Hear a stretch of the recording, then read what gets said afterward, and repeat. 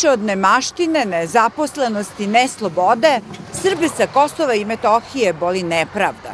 Teško se sa njom nose. Nadaju se kada se i ako se za to čuje da će im biti bolje.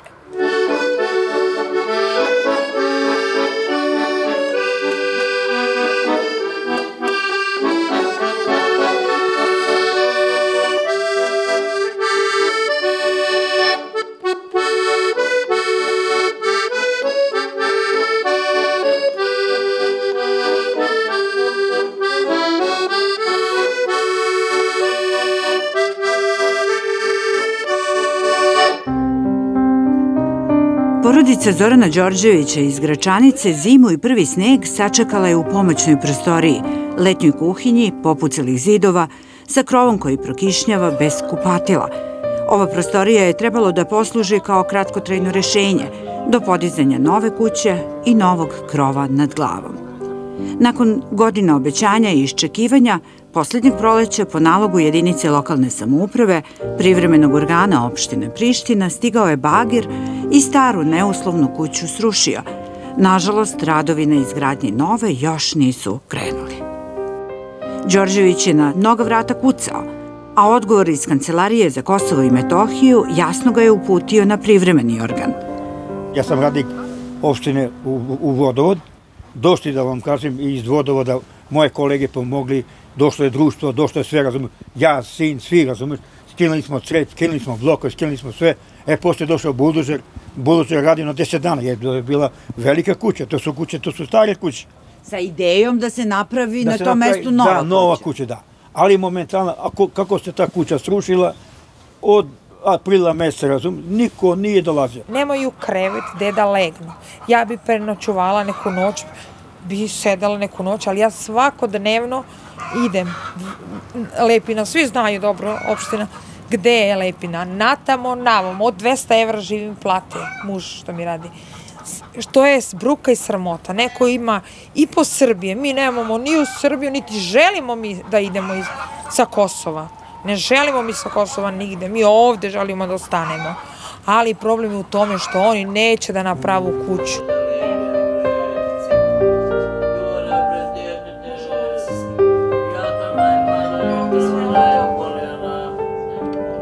Žena bolesna, žena mi dijabetičar, u kolica, sve ne vidi, čorava, sve živo, da vam kažem. U kakvim uslovima trenutno živite? Trenutno živimo, da vam kažem, kupatlo nema. Nismo se okupali, kupamo se, evo, čeka mi dolazi svaki dan. Čeka mi daleko udata 25 km, da bi jedan pravac. Ona je gleda, da vam kažem, ja sam oboleo, sam se operisao, sad još jedno operacije treba da imam.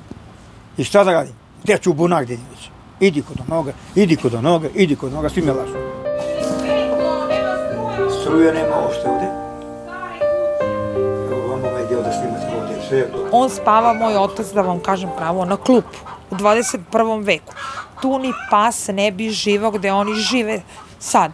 Kako se grejete? Grejemo se, da vam kažem, imamo drva. Drva sam, da vam kažem, i onu građu smo isekli. Građa nam bilo ovde, jer to je stara kuća. I to, s time se grejemo, imamo drva, imamo neki spore stari, šta da radimo? Ali momentalno kupatlo nema ništa. Vi supruga ovde sami živite sada? Pa da vam kažem, čeka mi dolazi svakog dana mi čeka. Ja žalim i čeka, mi se namuče više. Čeka ima 2 deteta. I šta da radimo sad? Gde ćemo, dvajan, gde ću ja siroma? Odi mi tamo u opštinu, sve lepo da im kažem. Nekima zapošljavaju ih. Preko noći čuješ zaposlili ih. Nekoga zapošljavaju, neko nema nigde ništa.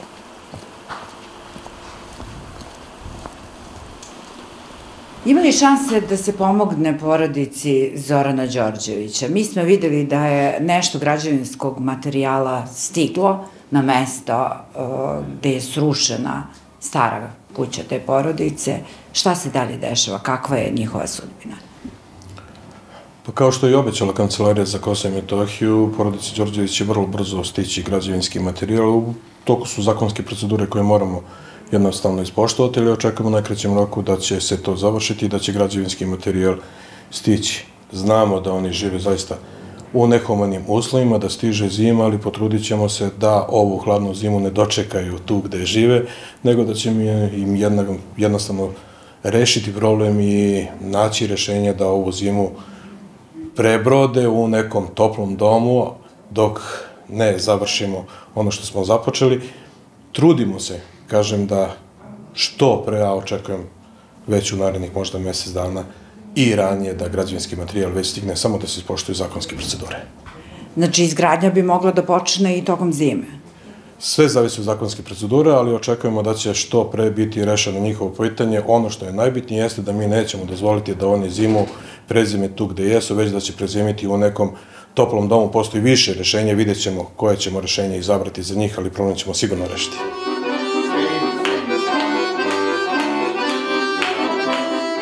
Odlazimo dalje verujući u ljudskost. Njoj se nadaju i talentovana braća Stojković iz Kosovskog Pomoravlja, iz Parteša. Najtalentovaniji su učenici ovdašnje muzičke škole, o čemu svedoče priznanja na zidovima učionica, ali i doma u kom sa roditeljima i sestrom žive.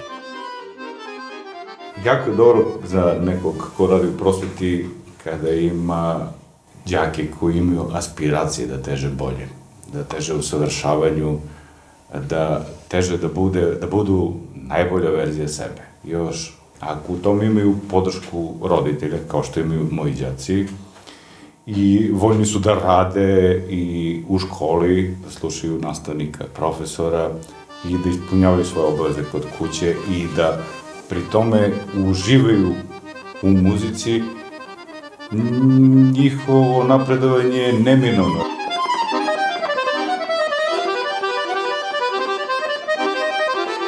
Od oca, brata, tetke, on je svirao klavijaturu i išao sam kod njega, on mi je pomagao da krenem u prve korake. On je video da imaš talenta, ja? Jeste. I prvo si svirao klavijature? Ne, kući smo imali jednu malu rusku harmoniku koju mi je poklonila baka i s njom sam odmah počeo da sviram. I kako ti je išlo? Ne znam što da odgovorim, pa išlo. Išlo, nije išlo. I kada si upisao muzičku školu? Muzičku školu sam upisao kada sam bio drugi razred osnovne škole. Planovi su mi da odmah posle osnovne škole upišem i srednju muzičku školu i fakultet. Ali ima ovde srednja muzička škola? Ima srednja muzička škola u Stanišovu. Da sviraš samo to za školu ili onako sviraš nekad i za svoju dušu? Uglavnom sviram za školu, ali volim da sviram i za svoju dušu narodnu muziku. Narodno? Da. A u školi sviramo klasičnu. I šta ti se više dopada, šta ti više leži? Pa više mi leži klasična muzika.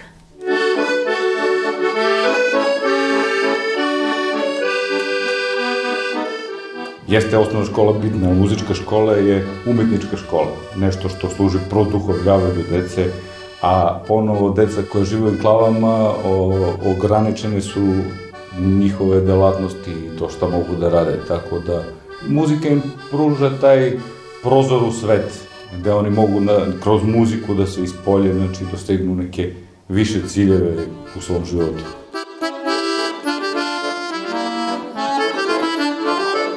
Za neko dalje usavršavanje potreban im je instrument koji ima više mogućnosti, odnosno 58 tih bariton basova i veći broj registara, gde bi oni mogli da napreduju kako u srednjoj školi, tako i u daljem školovanju. Ja se iskreno nadam da će oni, s obzirom da imaju i želju, i volju, i motivaciju, i rade, napredovati i naravno i dobiti instrument i biti najbolja varijanta sebe, jer stvarno to zaslužuju.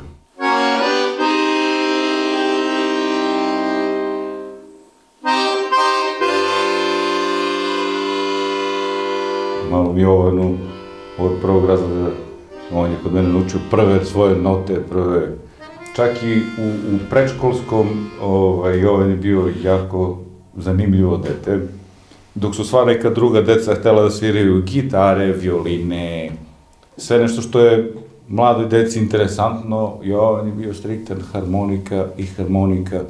Kaže, profesore, vi predajete harmoniku? Kažem, da. Ja harmonika. Kažem, pa dobro, ima i klavir. Ne, samo harmonika. I hvala Bogu, sa tom ljubavlju prema harmonici i predanošću u radu, eto, ima i uspehe i ja mu želim da tek sve svoje uspehe, najveće tek doživi, znači, u nekom svom daljem školovanju. I eto, znači, ta harmonika će sigurno da mu pomogne u tom pogledu.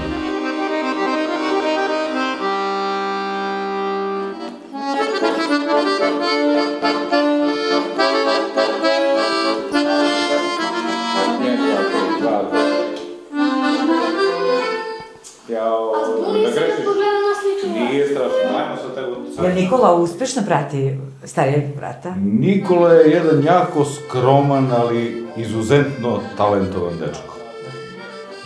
Samim tim što je, kaže, eto, moj brat je talentovaniji od mene, on je isto izuzetno talentovan, ali je i skroman. I Nikola jako lepo peva. Znači, to je još jedan od njegovih talenata, znači, koji tek treba da dođe, s obzirom da treba da mutira tek do izražaja. Tako da, obojca su jako talentovani. Samo, eto, Nikola je malo skromni po tom pitanju, ali vidjet ćete ako bude bilo prilike da čujete i kako on mi peva i svira, jako je on talentovan. Ja ih ne bih izdvajao, meni su podjednako dragi. Ti si mlađi, pa nešto kraće se baviš muzikom. Da. Ali vidim da diplome otprilike ovde su pola-pola. Da. Pa ko je talentovaniji od vas dvojice? Jovan. Jovan. To je zato što duže svira. Ne. Nego? Pa mislim da je to talentovaniji, eto. Pa kako to znaš? Po čemu ti to zaključuješ? Pa svira težu kompoziciju, da. Ali ti si mlađi, pa ćeš naučiti. Navežbaćeš. Hoću. Jel voliš ti muziku? Da, naravno. A kako je došlo do toga da i ti kreneš sa harmonikom? Pa moj brat Jovan, kao što je ispričao, imao je malu rusku harmoniku i ja sam ga video kako svira i hteo sam i ja da probam. I? Da sviram i krenuo sam da sviram i sada. Jesi zadovoljan kako napreduješ? Da. Koja si godina ti u muzičkoj školi? Koliko godina idemo u muzičku školu? Da, koja si godina na muzičkoj? 4. razred sam u muzičkoj školi. Imam 10 godina, a u osnovi sam 5. Da. I postižeš rezultate, jel da? Pa da. Ima nagrada nekih? Ima. A kaži mi, je li ima konkurencije između vas dvojice kada idete na takmičenja i to? Mnogo konkurencije. Mislim, između vas dvojice, je li ima te borbe ko će bolju nagradu osvojiti? Ne. Jel se raduješ podjednako i kad ti osvojiš nagradu i kad brat? Da, naravno. Dobro. A svirate nekada zajedno kod kuće?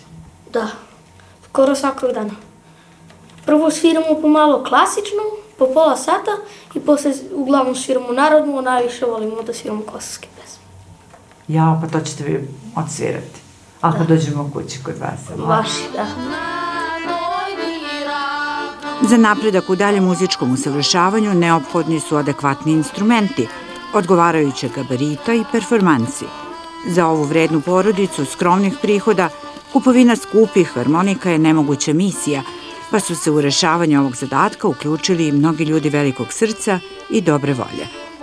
Naša organizacija odlučila je da pokrene ovu humanitarnu akciju, pre svega da bismo pomogli Jovanu i Nikoli, koji su zaista naši mladi, talentovani muzičari kojima je neophodna podrška kako bi se dalje obrazovali i usavršavali i koji su do sada zajedno sa svojom porodicom predstavljali ovaj kraj na najlepši mogući način i zaista slali jednu lepšu i pozitivniju sliku od one na kako smo, nažalost, inače navikli da dolazi iz ovih krajeva. I mi se trudimo da putem svog sajta, svojih stranica na Instagramu i Facebooku predstavljamo njihov rad, da predstavljamo njihove dosadašnje uspehe i dostignuća i da upoznajemo ljude sa onim čime se oni bave i koliko je to značajno za ovaj kraj, ali i za cijelo Kosovo i Metohiju. Kakvi su prvi rezultati? Prvi rezultati su dobri, mi smo zadovoljni, naišli smo na veliku podršku ljudi, ljudima je veoma drago kada vide tako jednu pozitivnu, jednu lepu priču koja dolazi sa Kosova i Metohije i oni su pokupili velike simpatije. Kad je došlo vreme da se kupi profesionalni instrument, onda ja to nisam mogao. Kancelarija za Kosovo i Metohije nam omogućila harmoniku koju smo i škola Stevan Hristić u Gnjilane, njihova matica škola, omogućila nam harmoniku sa 37 bariton basova Peđini u Italiju, koja se specijalno pravila za Jovana, sa 9 kg i 300 težinu. To su harmonike koje nema u slobodnu prodaju. primjer, ja to nisam znao, eto, ali kad smo već krenuli... Koliko košta ta harmonika? 4200 evra, pola miliona dinara na ministarstvo odobro. Zahvaljujući privremenom organu iz Gnjilane i muzičkoj školi Stevan Hristić. Sada je došlo vreme za opet neki napredniji i veći instrument. Za veći instrument. Više ljudi nam kažu, zašto niste odmah tražili tu harmoniku koju bi im dalo ministarstvo? Mi smo mogli zato što ne može, ta harmonika je sad, ova je 9,300 kg, ona je 14,5 kg, oni ne bi mogli da je nose, ne bi mogli da je svirao. Znači kako uzrastav, tako im je potreban instrument.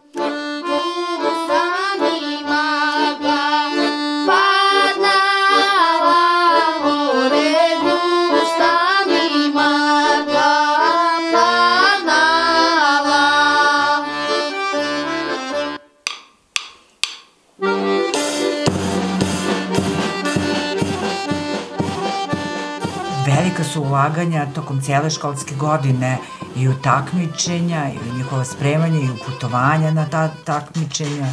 Pa evo, ja ću da vam kažem da za preko cele godine ja uopšte radnik sam lokalne samouprave, kao što sam rekao i u Gnjilane, kao limar, imam platu od 35.000 dinara. Ja za celu godinu tu platu uopšte ne podinem. Znači, cele godine čuvamo da bi ispratili njihova takmičenja od marta meseca do juna. Se održavaju takmičenja širom Srbije. Muzička škola finansira samo festivale i republičko takmičenje. Sva ostala takmičenja su samo finansirajuća. Obraćam se lokalnim samoupravama, recimo, eto, opština mi izlazi, ona mi donira jedno takmičenje, druga opština po kosovski sistem i ona mi daje jedno takmičenje. Manastir Draganac i on, otac Ilarion, iguman, on mi isto pomaže i on mi daje po jedno, a boga mi 7-8, znači negde do 2.000-2.500 evra mi mora da spremimo u taj period da bi deca normalno napređovala. Ako ne uložiš, nema uspeha. Jovane, jel veruješ da će uspeti akcija? Da, verujem, zato jer ima puno dobrih ljudi širom Srbije i širom sveta koji žele da pomognu. Stići nova harmonika, ti ćeš svirati na njoj dok ti uzrast bude to omogućavao, a onda koja je njena sudbina? Onda ide... Prvo, sudbina ove harmonike je da ću je dati bratu Nikoli, pa kad on završi s njom, mi ćemo da je vratimo u muzičku školu. A kada dođe ova nova harmonika i kad ja završim s njom i brat Nikola, ostavit ćemo je u muzičkoj školi. I do sada ste donirali neke harmonike? Da, sve harmonike koje smo imali smo donirali deci iz okolnih sela. Zašto? Pa zato što možda neko nema novca da kupi taj instrument, a stvarno želi da završi jer mu je to životni san.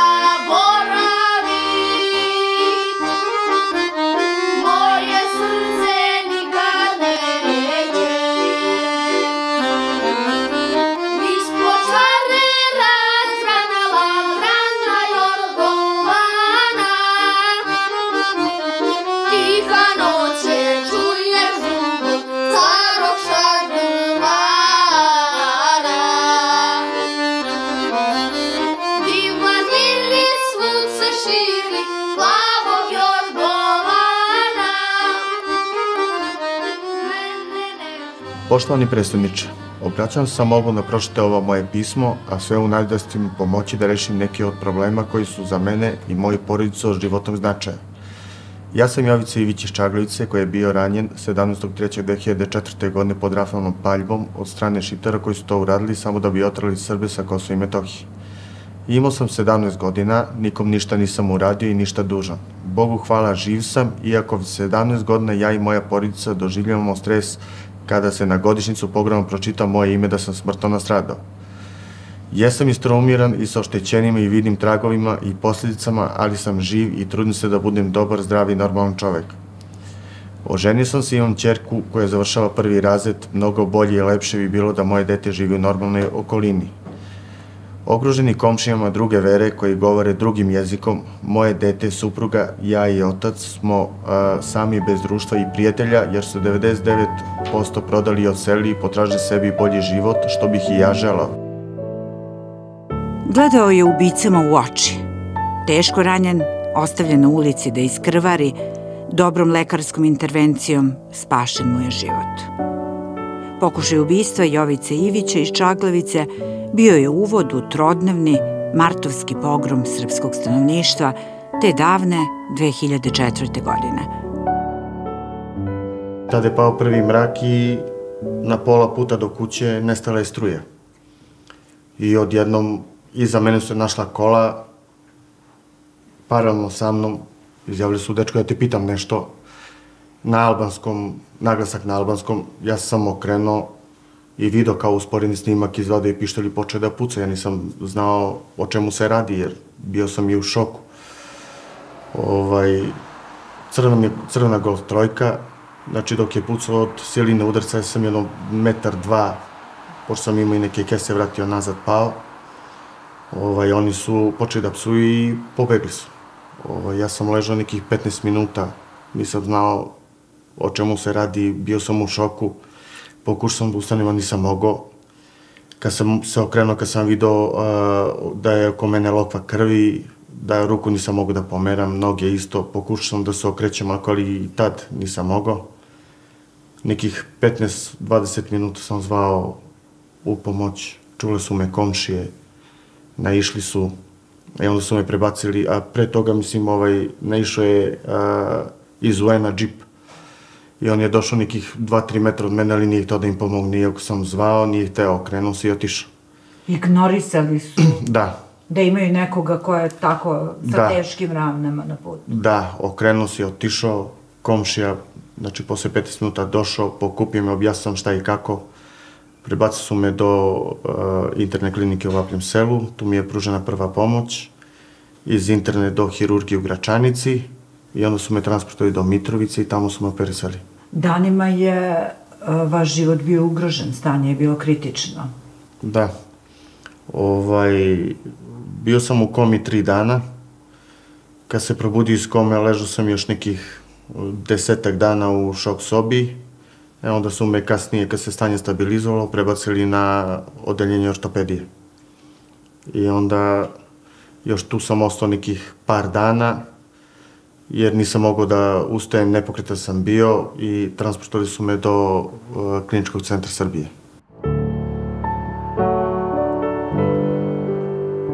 Jovica nije korisnik bilo kakve pomoći.